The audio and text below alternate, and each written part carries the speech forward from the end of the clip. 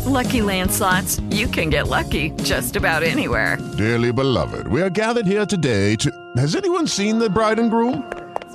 Sorry, we're here. We were getting lucky in the limo and we lost track of time. No, Lucky Land Casino, with cash prizes that add up quicker than a guest registry. In that case, I pronounce you lucky. Play for free at LuckyLandSlots.com. Daily bonuses are waiting. No purchase necessary. Void where prohibited by law. 18+. Terms and conditions apply. See website for details.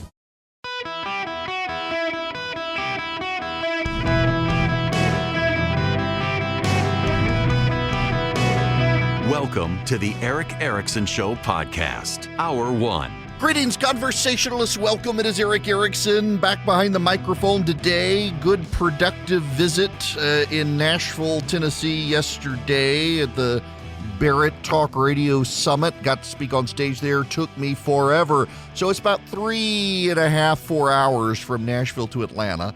I had to go to a social hour last night, networking with radio affiliates and whatnot, and hit the road home with road construction on I-24 in Tennessee and then I-75 in Georgia. I got in at 2 o'clock this morning, and I want y'all to know, I am a 40-something-year-old man who had to text my mommy to tell her that I was arrived at the hotel safe so she could go back to bed. It's just like, my gosh, it never stops. You still got to check in with mom and make sure she knows you're okay. God bless my mom. She stayed up praying for me on the road. I was tired by the time I did not expect it to take that long. There were so many times the interstate was down to one lane. And at one point in Tennessee, all the lanes were closed. You had to drive in the emergency lane. But I made it. And here I am with you, highly caffeinated, to begin today's work and show. The phone number, 877-973-7425. Should you wish to be on the program, you can also text Eric, E-R-I-C-K, get the show notes and all that stuff. Now, so there are two pieces. They came out, one yesterday, one today. One from Nate Silver, who's on the left, one from Rui Teixeira, who's also on the left, who's been following the blue-collar voter problem for the Democrats. And I want to weave them together. Let me just begin here with Nate Silver. As political pet peeves go, this one is pretty high on my list. There's a habit among a certain type of left-leaning political commentator to brand you a right-wing conservative if you're even one step to their right. They'll somehow characterize you that way, even if you're not discussing your political views at all, but instead engaged in reporting on analysis that implies bad news for their side. Here's a good case in point involving Parker Malloy, an obnoxious left-wing commentator. After Nate Silver wrote about Joe Biden's age, accused Silver of wanting Ron DeSantis to win. Now, move beyond him, go to Rui Teixeira, respected Democratic strategist and pollster.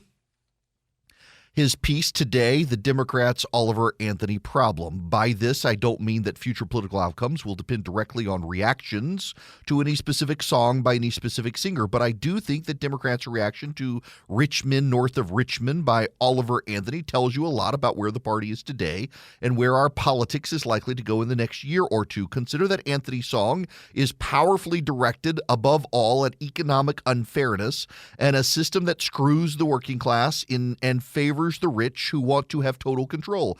Catnip for Democrats, right? Wrong. Because Anthony neglected to scrub his lyrics of lines that might offend the tender sensibilities of the liberal commentariat. His song has been excoriated as welfare bashing and conspiracy tinged in the wheelhouse of the QAnon movement and, of course, racist. Most generally, the song has been summarily right-coded, and Anthony dismissed as an agent of the other side, despite Anthony's stout denials that he is, in fact, on the right. More to the point, does the fact that Anthony complains about those taking unfair advantage of government programs make him a screaming racist reactionary, as many liberals seem to think? Andy Levison correctly notes, quote, anyone who reads the hundreds and hundreds of pages of focus groups where working class people complain about welfare cheating will notice one interesting fact.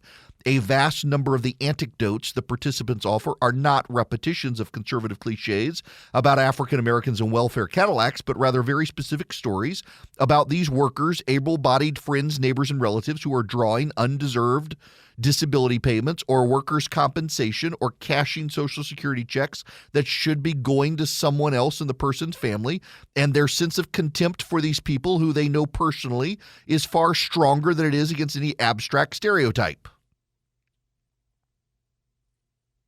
It's true. Now, let me step away from these two men of the left who are upset with people on the left. Have you noticed how the people with the coexist bumper stickers are least likely to want to coexist with people like you and me?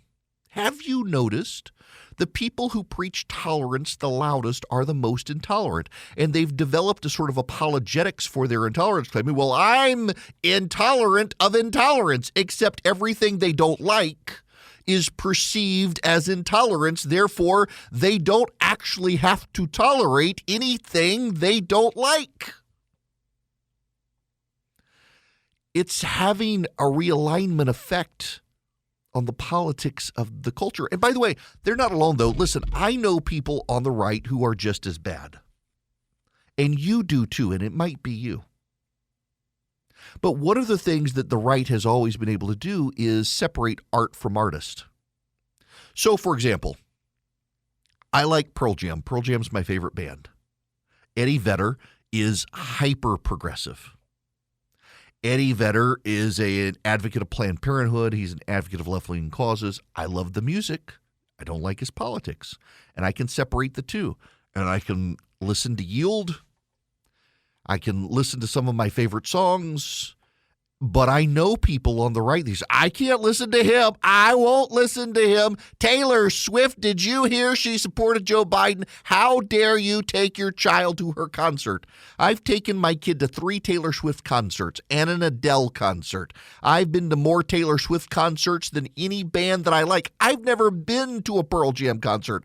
I got a buddy of mine who wants me to go with him next year to a Pearl Jam concert. I want to go. I got invited by Eddie Vedder one time to go to a concert, and then COVID hit and I couldn't do it. But I would love to go see Pearl Jam on stage. But my kids have musical tastes, and I've been taking my kids to the concert. And I'm kind of stunned at the number of people on the right when I've mentioned taking my daughter to a Taylor Swift concert. And she, by the way, is smart enough to separate the art from the artist. These people are like, I can't believe you would take your child to that. But there are way more people on the left like this who, when their favorite actor or musician comes out with a view that they don't like, suddenly they can't like the art. Look at J.K. Rowling. This woman has almost outsold God himself when it comes to books. Had the Holy Bible come out about the same time as Harry Potter, she'd have been dominant. She'd have crushed God in book sales. He's got like 1,800 years head start on her for book sales. But the left loves Harry Potter. Y'all, the number of people, millennials and Gen Zers who love Harry Potter. I mean, it's good. And the books, by the way, I've read the books. The books are actually good. I'm not one of those people who say, you can't read that book. You're a Christian. No. They're good books. And actually, there are attributes to the Christian faith woven into particularly the last book. It's a fascinating, that last book is a very thick book. It's very well done. But J.K. Rowling is a TERF. Trans exclusionary radical feminist. J.K. Rowling believes that women are women, men are men, and men cannot become women. And that has driven woke progressives insane. They can't read Harry Potter anymore. Like, they can't play the Harry Potter video game anymore. And I mean, these are like the dress-up kids who would dress up as like a Harry Potter character for Halloween. And now they get no pleasure in it because J.K. Rowling doesn't share their politics. The people who practice tolerance tend to be the most intolerant. And this is having cascading effects in society. Working class Americans non-white working class Americans are getting a little tired of being lectured. Like, for example, do you know the people in my circle of friends and acquaintances and the larger universe of people I know, do you know the ones who are the most hostile to illegal immigration? The legal immigrants from Central and South America. That's right. You go talk to a Mexican who is now an American who stood in line and filled out paperwork and took tests and came back and came back and came back and came back. That guy is really furious with illegal aliens. You go talk to the person who immigrated from Spain or Brazil, Hispanic, Latino, doesn't matter. You go talk to them. They took the time. They put in the work. They are really furious with the Democrats' immigration policies. And if you talk to a Democrat about it, well, those people must be racist. You're telling me that the Latinx from Guatemala who came here legally is a bigot, is a racist because they don't like illegal immigrants. This is where the left has gone. And it's starting to show up in the data about the political realignment in the country. In the latest Quinnipiac poll, Joe Biden's economic rating is 25% approval. 25% approval among white working class voters. He's got 56% approval on the economy among white college voters. 56% approval. It's because the white college-educated voters of America aren't quite feeling the effects of Joe Biden's economy right now. You wait until ChatGPT starts taking their jobs, they're going to become radical reactionary TERFs as well. It's remarkable. For example, so the inflation news came out, yesterday? Inflation came out. There's a story, the Wall Street Journal has this. U.S. income has fallen for the third straight year. Rapid price increases hit household finances in 2022, cutting inflation-adjusted median income to $74,580. More kids went into poverty last year than any of the last 10 years. This is Bidenomics. The number of white college-educated Democrats on Twitter who were blasting the data, that the data doesn't tell you the full story. After all, inflation isn't as high as it was. By gosh, Bidenomics is working. No, Bidenomics is working for you. And here's the thing that's the most notable thing of it all, is that in the past, for much of American political life since World War II, it was the Democratic Party that was way more empathetic to the working class on these issues. When Republicans would look at the numbers and say the economy is roaring, particularly in the Reagan administration, Democrats would say, but you're leaving people behind. Income inequality is growing. Now they don't care. They talk about income inequality as long as you don't do anything about it. And if you speak up, you're accused of being a Trump supporter. If you criticize Joe Biden, you're accused of being a closet Ron DeSantis guy. They tolerate no criticism. They abide no dissent. The practitioners of tolerance are the most intolerant people in America. And the polling, the internal Democratic focus grouping, and the Republican focus grouping, and the reality before your eyes is that it's driving a larger and larger percentage of the working class who are not white into the hands of the Republican Party. The Democrats have lost their ability to empathize with people who don't have a college degree and love Jesus. And that's going to have profound realignment effects, not just this coming election season. Greetings, welcome. It's Eric Erickson. The phone number 877-973-7425. It is remarkable to look at the data for the cost of living and the consumer price index.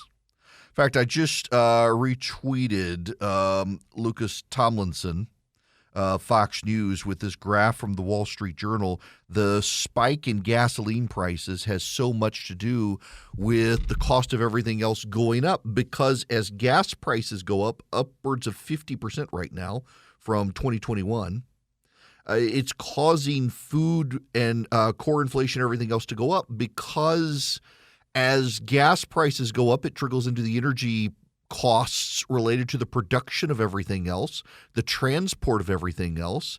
And the Biden administration, of course, has just shut down ANWR.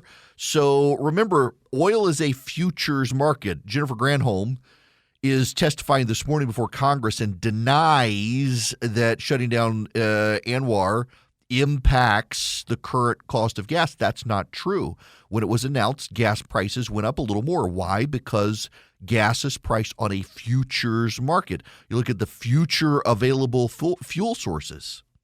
And because they shut down ANWR, it caused gas prices to jump up. They engage in shenanigans and lies. She, in particular, notorious about lying about the cost of energy in this country. And their radical push forward, y'all, we have got to get 2024 right. We have got to win in 2024 and have enough resources to take back the Senate and hold the House and expand the House to be able to stop these shenanigans. And I'm turning pessimistic about the future because I think we're going to screw it up. The stupid party will rear its head and be stupid. It's just remarkable. Okay, we got to move on. We got a lot of other stuff to do. We'll take your phone calls as well, 877-973-7425. When we come back, I want to talk about something that happened at the Apple event. No, we're not going to talk about iPhones and Apple Watches and stuff. Just bear with me here. There's a lesson to be learned from something that Apple did on stage yesterday on Tuesday when they announced their iPhones and Apple Watches. Of course, when I drove to Nashville on Tuesday after the show, I got to the hotel and immediately had to watch the Apple keynote and get my Apple Watch ordered and my iPhone ordered. So we'll talk about it when No, I'm not going to tell you what it is. Just bear with me. When we come back, we'll get to it. Right now, I got to tell you about Americans for Prosperity. As Bidenomics is having the logical effects of fallout of cascading prices in this country, Americans for Prosperity is at the state level and at the congressional level leading the effort to fight back against Bidenomics, and they would love your help. They're explaining to Americans why Bidenomics is bad. They're explaining to state legislatures, particularly in red states, what they can do to fight back against Bidenomics. They want you on their side. They want you as an effective advocate for small government. All you have to do is go to americansforprosperity.org/Eric. americansforprosperity.org/ERICK. You go sign up with Americans for Prosperity. They will teach you to be a more effective advocate for free markets and free people across the country. They will teach you how to advocate for limited government to your neighbors, your local governments, your state legislatures, and more. americansforprosperity.org. That's .org. americansforprosperity.org/ERICK. Go join them. Be one of more than 4 million activists nationwide fighting for free markets and free people. Greetings. Welcome. It is Eric Erickson here. The phone number, if you want to be on the program, 877-973-7425.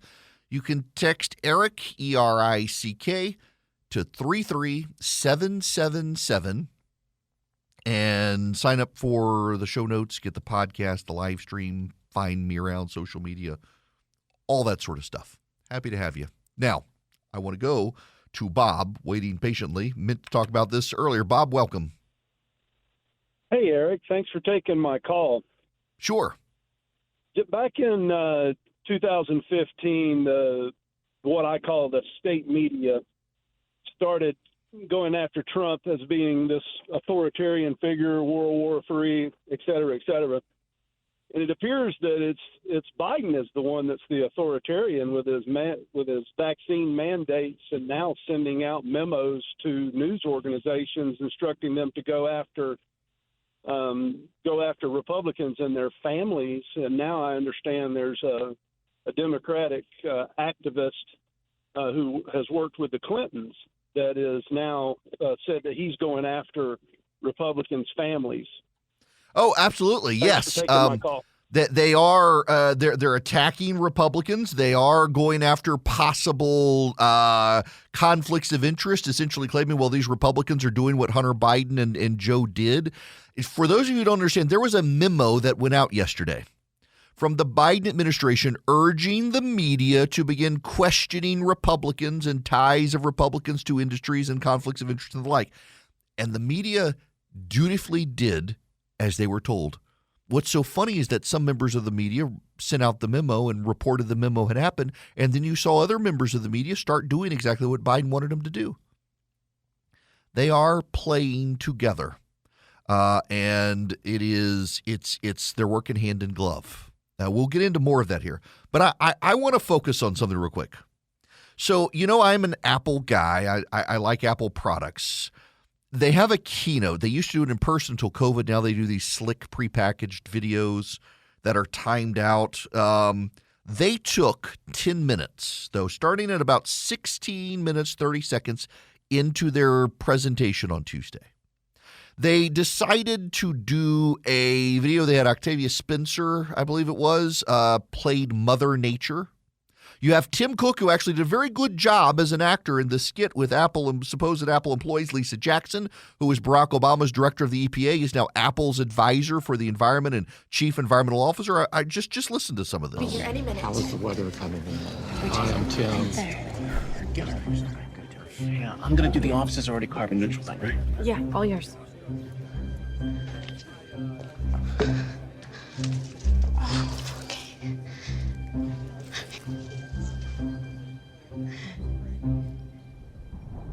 Here comes Mother Nature.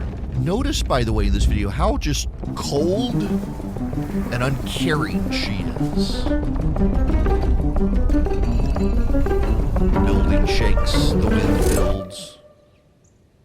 I hope we didn't keep you waiting. Mother Nature. Mother Nature, welcome to Apple. How is the weather getting in?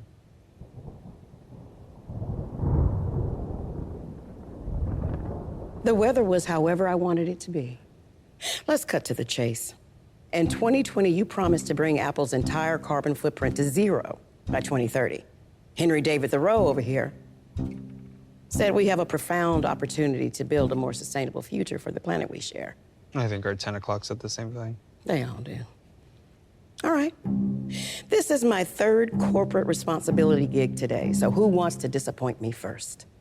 And it goes on from there. They brag about all the wonderful things they've done. Now, a lot of us, myself included, looked at that and thought, wow. I mean, Apple is a highly progressive company. And they're going all in on this environmental stuff. And they're bragging about the record. They've got a lot to brag about, by the way. So 100% of the energy designed to produce all Apple products and services comes from wind and solar now. That's something to brag about. They've built this Eden in Cupertino, California. If you ever go out there, they brought in plants. They built this ring, this building. It was Steve Jobs' last project.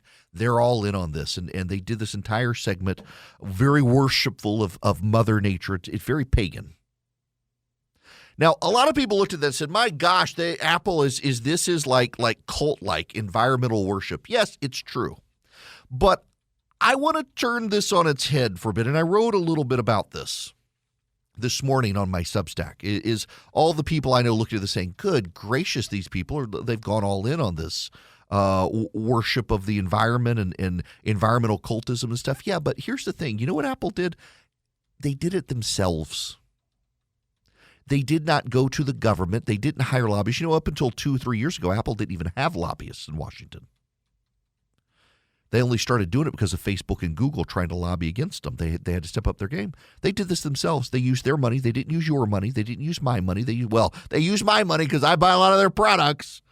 But they didn't use taxpayer money to do it. They did it themselves because they have embraced this environmental religion.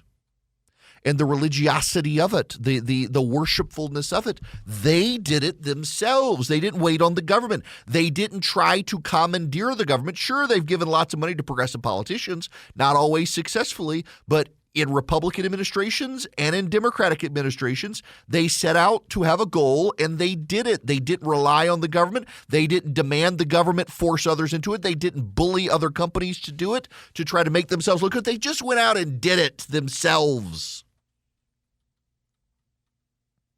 So I think about this because there are so many conversations of you gotta have government to do stuff. Do you know Chick-fil-A closes on a Sunday? Chick-fil-A did not bully the competitors into closing on Sundays. Chick-fil-A did not go demand that the government pass blue laws to shut down other businesses on a Sunday.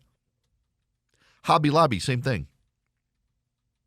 Hobby Lobby and Chick-fil-A both pay their employees more than their competitors do per hour.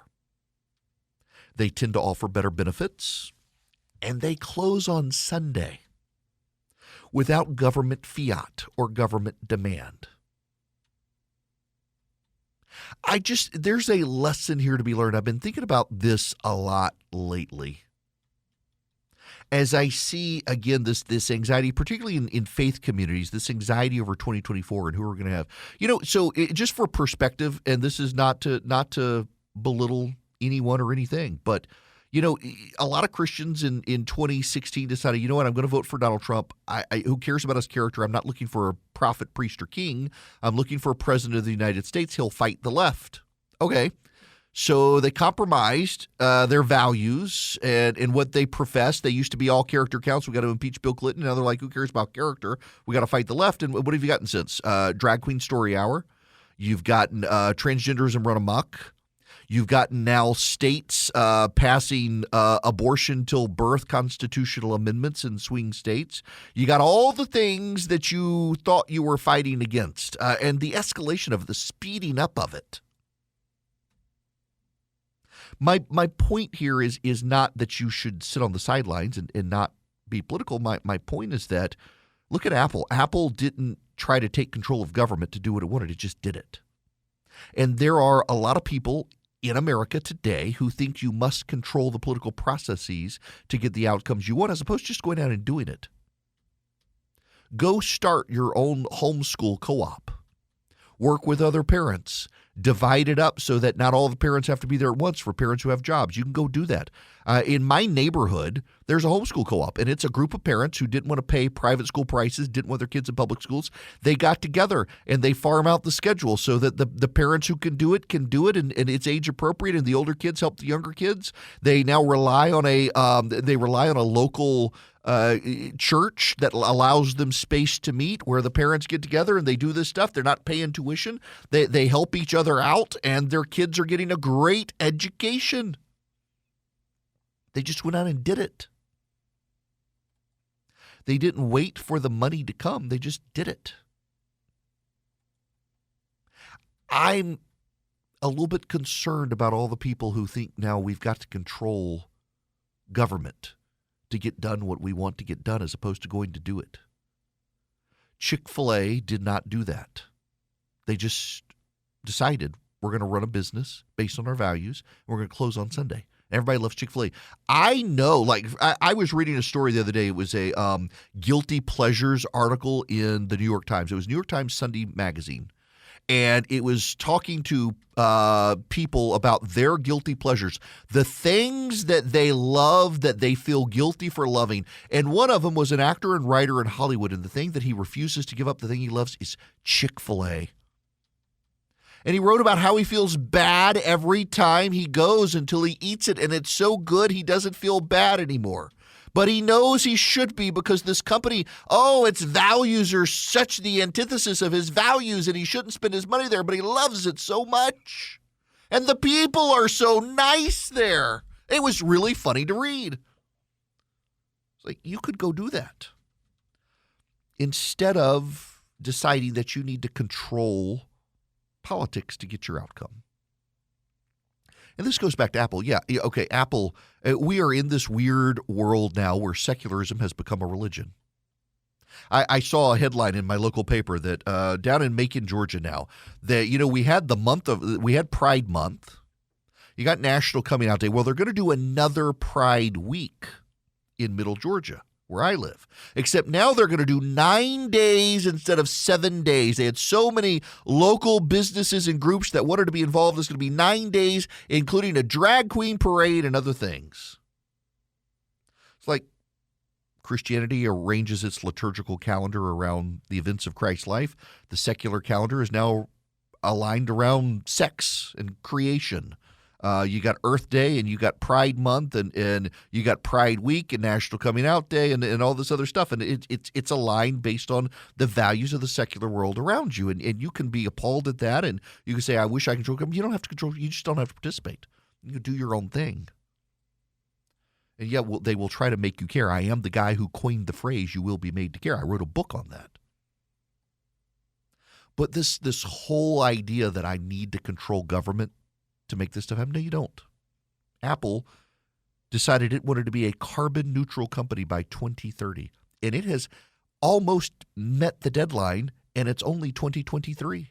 Good for them.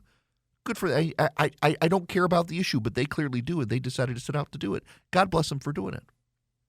Chick-fil-A did not need the government, nor did Hobby Lobby, to control how people go to work and when they go to work.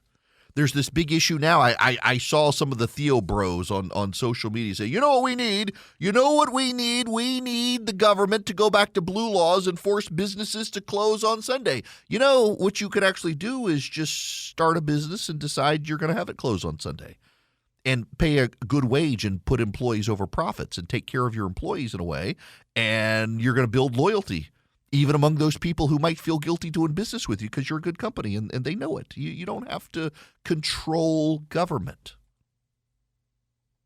I wrote about this morning, the blessed are the meek because they will inherit the earth, from the Beatitudes.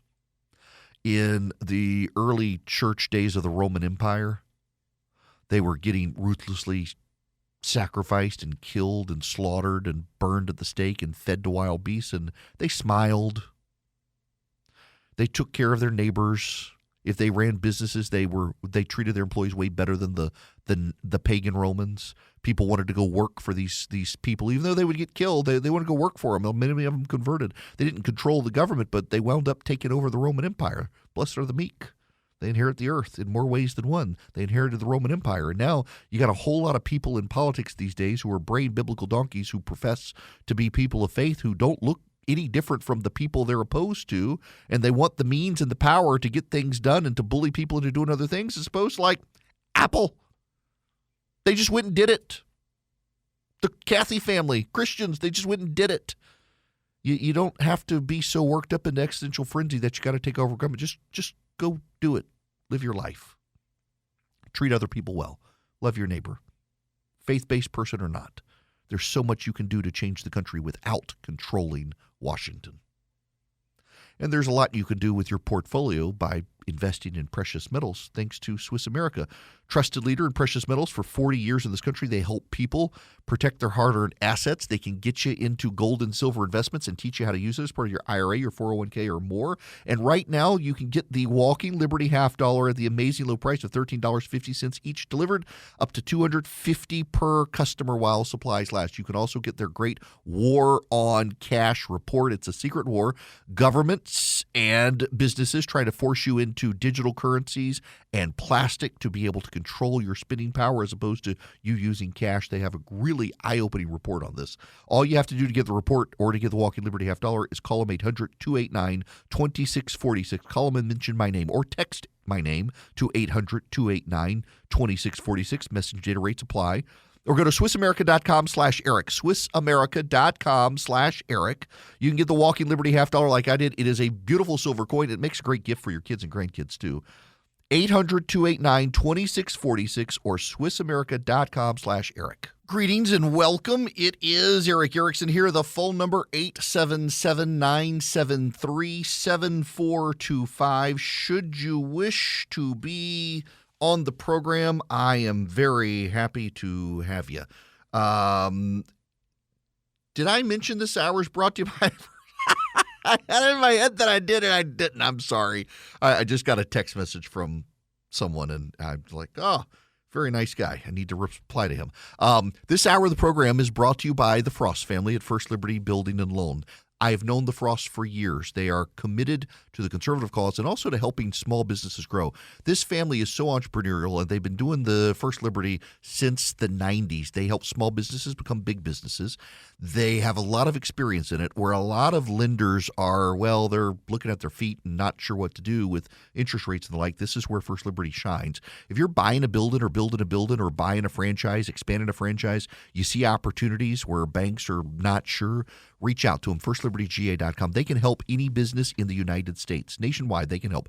FirstLibertyGA.com, FirstLibertyGA.com. Now, I must note Mitt Romney is retiring. Now, don't fool yourselves. There's some internet troll who's after me on this one because I noted that Romney would win re-election if he were to run for the Senate in Utah. Your anecdotes don't matter. The Romney family is a dynasty in Utah. Utahns aren't down with Trumpism so much. They like Romney-style Republicanism. And Romney would win handily in Utah if he ran again for election. But he's not going to. He says he's too old. He wants to spend time with his family. He can't get anything done. He doesn't like where the Republican Party's headed. And, of course, the media is gaga over this. What they have missed, however, is that Romney said Joe Biden should get out of the way, too. Notice that in all the media celebration of Mitt Romney being so candid about the horrors of the Republican Party and the authoritarian streak and not being down with the Constitution, they've totally glossed over the fact he says Joe Biden's too old. They've totally glossed over the fact that Mitt Romney thinks that Joe Biden needs to step aside and let someone else younger be in the job. And meanwhile, the Democrats are really circling. They're getting very, very defensive about Joe Biden. It's the defensiveness of fandom, the inability to note that there is something wrong on one's own side. It's like a football fan who will not allow anyone to question the moves made. They're allowed to question it, but nobody else is, or there's an act of disloyalty, or you must be on the other side. I want to talk about that when we come back, the disloyalty within fandom and the defensiveness of fandom and how you're just not allowed to say things that sometimes need to be said.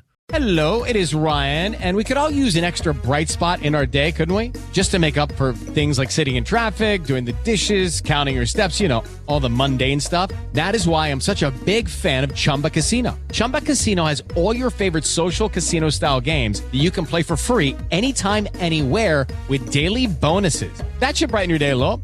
Actually, a lot. So sign up now at ChumbaCasino.com. That's ChumbaCasino.com. No purchase necessary. VGW Group. Void where prohibited by law. See terms and conditions. 18+.